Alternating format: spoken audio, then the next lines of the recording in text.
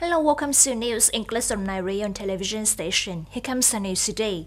The Ministry of Finance is drafting a resolution of the National Assembly on the pilot implementation of the mechanism of customs clearance guarantee for exported, imported, and transited goods.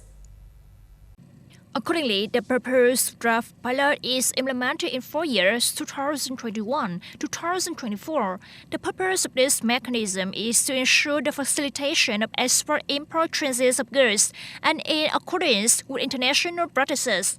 Regarding the scope of implementation, the draft decree establishes the pilot implementation of customs clearance for exported, imported, and transited goods in the following cases. Export and import goods must be fully paid before customs clearance or release of goods. Imported goods subject to state quality inspection. Goods temporarily imported for re-export within the permitted period of storage in Vietnam. According to the General Statistics Office, the number of international visitors to Vietnam in 2019 reached 18 million, up 16.2% over the same period last year. The total revenue from tourists in 2019 is also up to 726,000 billion dong. This is a really impressive number. However, according to the Ministry of Culture, Sports and Tourism, in order for tourism to truly become a key economic sector, it is necessary to continue renewing tourism development as a highly socialized, multidisciplinary economic sector. At the same time, it is necessary to strengthen tourism promotion, central and local public-private cooperation, technology application, continue to simplify and create favorable conditions for tourists. In 2020, Vietnam's tourism industry strives to welcome about 20.5 million international visitors, serving 90 million domestic tourists. The total revenue from tourists reaches over 830,000 billion dong.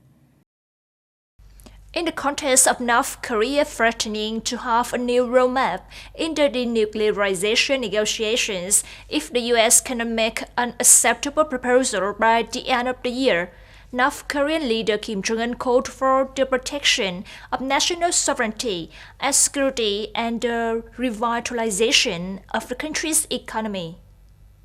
South Korea's Yonhap News Agency quoted a Central Korean news agency KCNA, saying that Kim Jong-un had made the appeal yesterday during a 3-day plenary session of the Central Committee of the Korean Workers' Party. Kim Jong-un urged party members to prepare proactive political, diplomatic, military countermeasures and attempts to resolutely defend national sovereignty and security, accelerate the war against anti-social and non-socialist acts. The North Korean leader also emphasized that it is time to bring a decisive turning point in North Korea's economic development.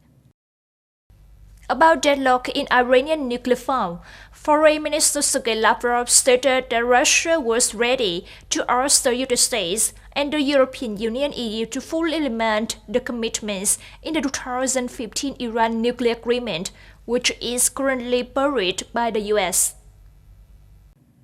At a press conference after meeting Iranian Foreign Minister Mohammad Javad Zarif, Lavrov said Russia was ready to think of a way to get out of the crisis surrounding the deal. The first solution would be suitable for Iran because this was an issue of this country, and it would also be acceptable to all other parties to the agreement. Foreign Minister Lavrov said Russia would ask the US and EU to fully enforce the commitments in the agreement, after which Iran will comply with the agreement. According to Lavrov, this is probably the optimal solution and the perfect way to get rid of the current situation. Meanwhile, Iranian Foreign Minister affirmed that the country has respected its commitment, but the US has officially abandoned the agreement, and European countries have also refused to enforce much of their commitments. That's all for News English today. Thank you for joining us, and goodbye.